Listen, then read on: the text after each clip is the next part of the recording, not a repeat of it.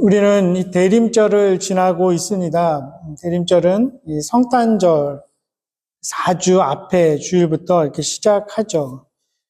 대림절의 의미가 2000년 전에 이 땅에 메시아로 오신 그리스도의 탄생을 기뻐하고 기념합니다. 또 회상하죠. 그리고 우리 심령 속에 우리 삶의 현장에 주님께서 능력으로 다시 임해 주시기를 고대하는 그런 절기이기도 합니다. 그리고 한편으로는 이제 이 마지막 때를 살아가는 우리가 다시 오실 그 영광의 주님을 이제 맞이한다는, 준비한다는 그런 의미를 가지고 있죠. 그래서 이 영어로 어드벤트라고 하는데 오다 이런 뜻도 있지만 또 기다림, 기다리다 이런 의미도 그 안에 내포합니다. 그래서 대림절의 키워드는 기다림이라고 할 수 있을 것입니다. 우리 삶이 기다림으로 가득 차 있죠. 어느 학자는 이야기하기를 삶의 94%가 기다리는 데 있다 이렇게 말하기도 합니다. 좀 과장되어 보이기는 하지만 일리가 있습니다. 아주 소소한 일에서부터 커피가 내려오기를 기다리고 식당에서 음식이 나오기를 기다리고 관공서나 병원에 가서 차례를 기다립니다. 오늘 같은 날도 운전하고 오면서 저도 눈이 그치기를 계속 기다리죠. 또 큰 일들에 대해서도 그렇습니다. 회사나 학교에 어플라이해서 그 결과를 기다리기도 합니다. 이 기다림에는 설렘이 있을 수도 있습니다. 여행 갈 날짜가 잡혀 있으면 그날을 손꼽아서 기다리면서 설레기도 하죠. 기분 좋게 상상을 하기도 합니다. 하지만 대부분의 경우에는 이 기다림은 부정적일 때가 많습니다. 무엇을 기다리면서 이제 스트레스가 유발되죠. 우리가 차 안에서 이제 트래픽이 있을 때, 또 어디에 가서 이제 내가 예상한 시간보다 넘어갈 때 좋지 못한 감정에 휩싸입니다. 짜증이 일어나기도 하고, 때로는 막 분노가 나오기도 합니다. 그러다 이게 점점 더 그 일이 커지고 심해지면 이제 내가 통제할 수 없는 그런 순간도 오기도 하죠. 가정에 큰 문제가 생겼을 때 그것이 바로 해결되지 않을 때, 어떤 힘든 질병 가운데 있는데 그것이 빨리 해결되지 않을 때, 진척이 없어 보일 때 불안해하기도 합니다. 어떤 관계의 어려움 속에서 내가 오해를 받고 있거나 모함을 받는 상황에서 그 억울함이 풀어지기를 계속 기다릴 때 참 힘들어지기도 하죠. 현대를 살아가는 사람들에게 그것이 더 크게 작용하는 것 같습니다. 이 첼시 와일드라는 과학 저널리스트인데 그 사람이 이런 글을 썼습니다. 당신의 뇌가 느린 사람들을 혐오하는 이유. 벌써 이 제목에서부터 이 현대인들이 얼마나 느린 것에 대해서 거부감을 가지는지 알 수 있습니다. 21세기가 지난 세기보다 이 커뮤니케이션 하는 속도가 1000만 배 빨라졌다. 그리고 어떤 커다란 데이터를 어디에 보내는데 100억 배 빨라졌다. 이렇게 이야기합니다. 그런 시대 속에서 살아가다 보니까 우리가 가지고 있는 우리 안에 그 타이머가 고장났다. 이렇게도 표현을 합니다. 그래서 점점 사람들의 이제 분노 지수가 올라간다는 거죠. 기다림이 참 힘듭니다. 예레미야도 참 힘들었습니다.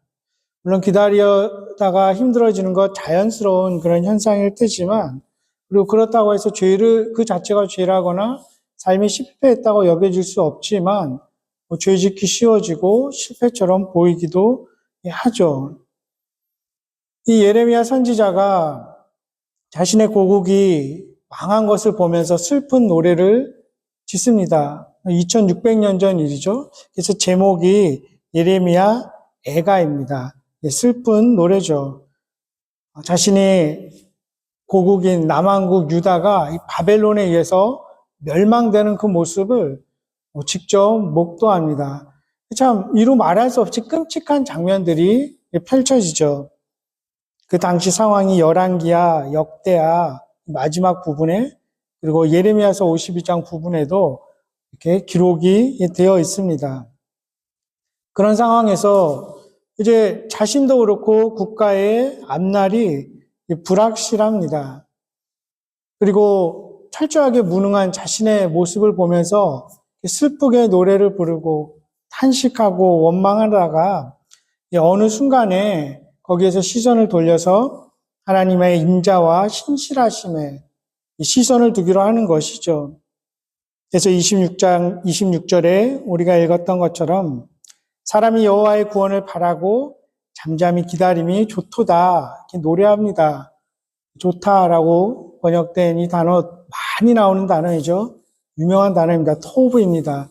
선하다, 아름답다, 건강하다 수십 가지 좋은 의미들로 사용되는 것입니다. 기다린다는 것이 하나님의 뜻, 하나님의 구원을 기다린다는 것이 어떻게 좋을 수 있을까? 알고는 있지만 그 시간 자체는 너무나 힘이 든데 어떻게 좋을 수 있을까? 이 본문을 같이 묵상하면서 오늘 네 가지를 같이 상고해 보고자 합니다. 첫 번째는 주님의 인자와 긍휼이 22절의 표현처럼 주님의 인자와 긍휼이 그분의 사랑이 끝이 없고 다함이 없기 때문에 기다림이 좋을 수 있습니다. 우리는 일반적으로 기다리면서 당황하고 불안해하고 하다 보면 이제 실수를 하기도 합니다. 기다림에 지쳐서 경솔하고 이 미성숙한 말과 행동이 나오기도 하죠. 저 역시 그런 경우가 많았던 것 같습니다. 또 잘못된 판단을 하기도 합니다. 예레미야 역시 그랬습니다.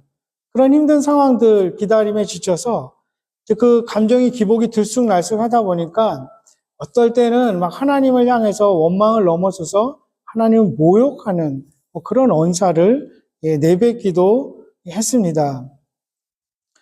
12장 1절에서 5절 이렇게 쭉 보면 다 읽지는 않겠지만 그러면서 하나님께 그가 묻죠. 악한 자의 길이 형통하고 반역한 자가 다 평안함은 무슨 까닭입니까? 큰 신학적 주제죠. 왜 이런 일을 가만두십니까? 쭉 또 계속 이야기를 합니다. 양을 잡으려고 끌어낸 것 같이 그들을 끌어내시되 죽일 날을 위하여 그들을 구별해 주십시오.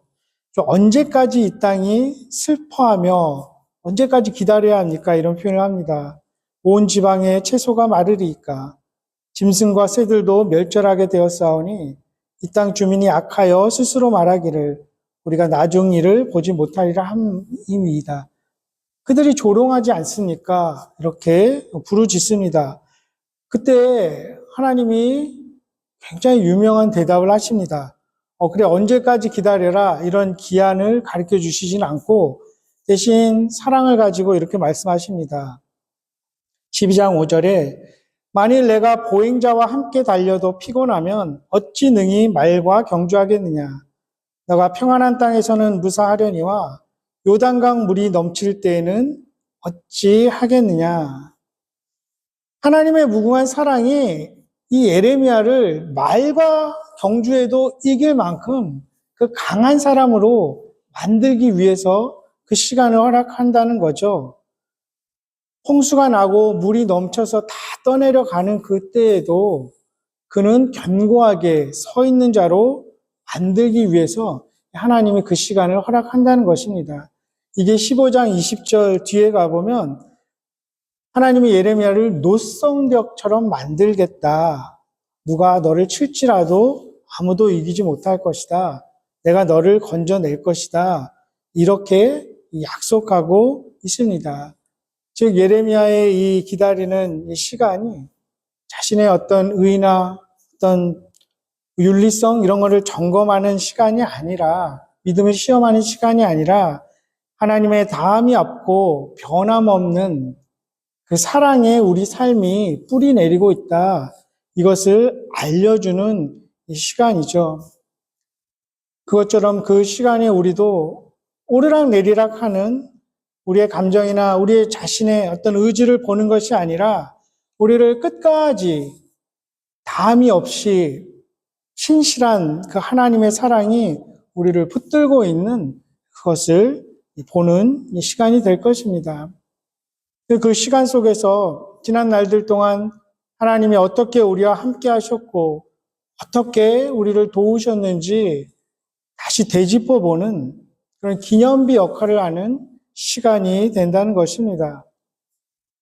그렇게 될 때 우리는 지난 날들 우리가 어떤 것에 대해서 인내하고 어떤 시간들을 견뎌낸 것도 우리의 결단이나 우리의 능력이 아니라 하나님의 사랑의 결과임을 우리는 알게 되고 고백하게 됩니다.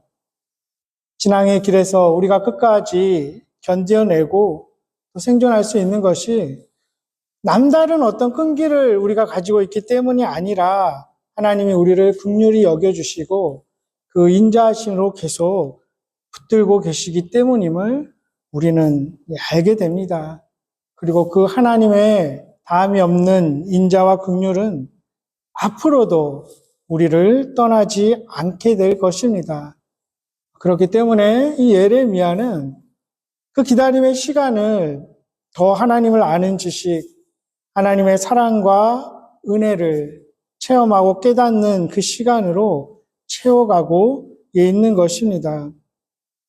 우리 역시 앞으로도 그렇고 지금도 무엇인가를 기다리고 있을 테고 또 앞으로도 무엇인가를 기다리는 그 시간이 그저 흘러보내는 시간이 아니라 또는 세상 사람들이 말하는 와싱상담하면서 꾹꾹 참아내는 시간이 아니라 하나님의 그 토부, 아름답고 선하심, 그 사랑하심을 체험하는 그런 시간이 될 수 있기를 소망합니다. 그때에 우리도 예레미야 선지자처럼 주님을 기다림이 좋도다, 선하다, 아름답다고 노래할 수 있을 것입니다.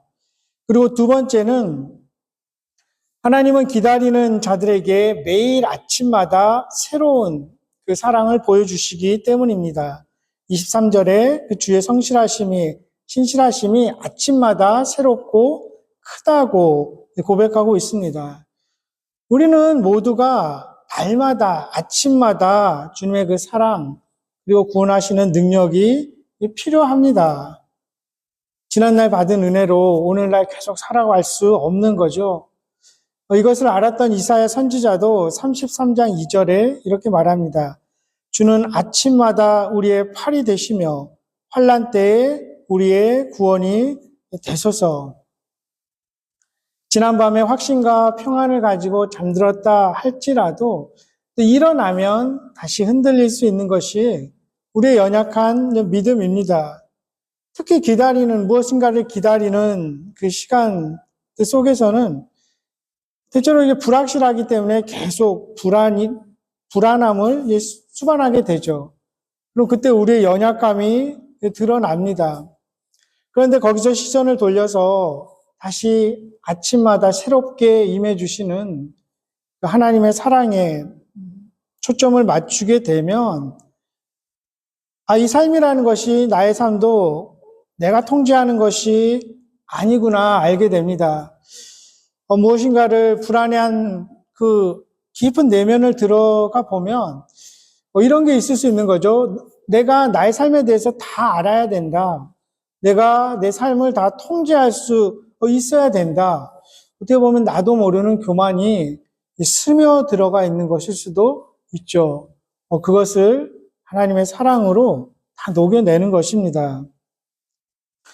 마크 브로갑이라는 목사님이 있는데 이분이 기다림은 낭비가 아니다 이런 책을 썼습니다. 한번 읽어보니까 그 안에 이런 내용이 있습니다. 기다림을 싫어하는 우리의 성향 이면에는 우리가 다 알아야 하고 통제할 수 있어야 한다는 욕구가 있기 때문이다. 이렇게 말을 합니다. 곰곰이 생각해 보면 실제로 우리가 다 컨트롤할 수 없는 일들이 참 우리 삶 가운데 많지 않습니까? 기다리는 것 외에는 달리 할 수 있는 것이 없을 때가 많습니다. 예를 들어서 아이를 빨리 보고 싶다고 아이가 5개월 만에 나오게 할 수는 없죠. 기다려야 하는 것이죠. 밤이 너무 길다고 해서 그것을 3시간으로 줄이고 아침을 끌어올 수는 없는 것이죠. 야고보서 5장 7절에서 8절 이렇게 우리에게 가르쳐 줍니다. 그러므로 형제들아 주께서 강림하시기까지 길이 참으라. 보라 농부가 땅에서 나는 귀한 열매를 바라고 길이 참아 이른 비와 늦은 비를 기다리나니 너희도 길이 참고 마음을 굳건하게 하라. 주의 강림이 가까우니라. 농부가 늦은 비와 이른 비를 원하는 시간에 내리게 할 수는 없는 거죠. 그래서 야고보 사도가 말하고 있습니다. 농부는 그저 땅을 갈고 씨앗을 뿌린 다음에는 비가 오기를 기다려야 한다는 거죠. 농부가 해야 할 일이 있지만 어떤 면에서는 통제할 수 없는 것들 많다는 것을 알게 됩니다. 날씨를 통제할 수 없고 비를 내릴 수 없고 씨앗을 바로 띄우게 할 수 없습니다. 열심히 밭을 간 후에 씨를 뿌린 후에는 그저 기다릴 수밖에 없다는 것이죠. 그러면서 야고보 사도가 농부의 그런 마음, 그런 자세를 너희도 본받고 귀한 열매를 바라고 더욱더 길이 참아야 한다. 그러면서 소망의 말씀도 주죠. 주님의 강림이 점점 더 가깝다는 것이죠. 이 말씀은 마지막 때에 그 언젠가 다시 오실 의미라는 그런 의미도 있지만 주님께서 지금도 우리 삶 가운데 무엇인가를 해결해 주시고 역사하실 그 순간이 점점 가까워 오고 있다. 이렇게도 해석할 수 있습니다. 인간으로서 기다릴 수밖에 없는 그런 연약함, 한계, 창조 질서의 일부임을 깨닫고 우리가 그것을 받아들일 수 있는 것, 믿음이라고 할 수 있을 것입니다. 하나님이 그렇게 우리를 만드시고 설계하셨기 때문입니다. 우리의 삶, 우리가 원하는 대로 다 통제하지 못합니다. 나 자신의 삶뿐만 아니라 자녀들도 그렇고 이 사회, 우리의 공동체, 세상은 말할 것도 없죠. 우리가 할 수 있는 일들을 신실하게 하고 하나님의 뜻이, 목적이 이루어지기를 믿고 우리는 기다릴 수밖에 없을 것입니다. 그렇기에 이 주님을 바라는 기다림의 시간은 내 삶을 내가 통제하려는 그런 욕구와 교만에 제동을 겁니다. 기다림의 시간은 내가 나의 삶의 주권자가 아님을 다시 알게 하죠. 그 시간은 우리 인생에 대한 어떤 해법이나 지식이 나에게 달려있지 않다는 것을 다시 깊이 깨닫게 합니다. 그것이 아닌 주님의 성실하심, 신실하심, 그 무한한 사랑, 측량할 수 없이 크신 아침마다 새로운 그 놀라운 인자와 긍휼에 달려있다는 것을 우리로 알게 합니다. 그 크신 하나님의 그 계획, 우리 개인을 향한 계획이나 또 어떤 커다란 의미에서 구속의 역사 속에서 우리가 기다리는 것, 이 모든 것 가운데 내가 세상의 중심이 아니라 하나님이 세상의 중심이시고 주권을 가지고 계시고 섭리하심을 더욱 알게 할 것입니다. 주님의 계획 속에 있는 기다림의 시간을 우리는 받아들이십시다. 그리고 지금까지 그렇게 살아오신 것처럼 앞으로도 지속적으로 겸손하게 신실하게 살아갈 수 있기를 바랍니다. 아침마다 새로운 그리고 다함이 없이 크신 하나님의 사랑과 능력이 지체돼 보이고 정체돼 보이는 그 시간들을 반드시 좋은 것으로 채우실 것입니다. 세 번째는 다른 누구도 그 무엇도 아닌 하나님이 우리의 기업이 되시기 때문에 기다림의 시간도 좋을 수 있습니다. 24절에 내 심령에 이르기를 여호와는 나의 기업이시니 그러므로 내가 그를 바라리라. 이렇게 예레미야가 고백합니다. 아마 이 구절은 민수기 18장 20절에서 인용했을 것 같습니다. 아론과 그의 자손들에게 그들의 지파에는 땅을 기업으로 주지 않고 하나님이 친히 너희의 기업이 되실 것이다. 이렇게 말씀을 하셨죠. 예레미야도 그렇고 다른 그 무엇도 아닌 그 기다림의 시간에 오직 하나님께만 다시 집중하게 됩니다. 오직 하나님을 소망의 근거로 삼고 살아가게 되죠. 아까 잠시 언급했던 그 기다림은 낭비가 아니다. 이 책에서 마크 브루거 목사님은 이렇게 권면합니다.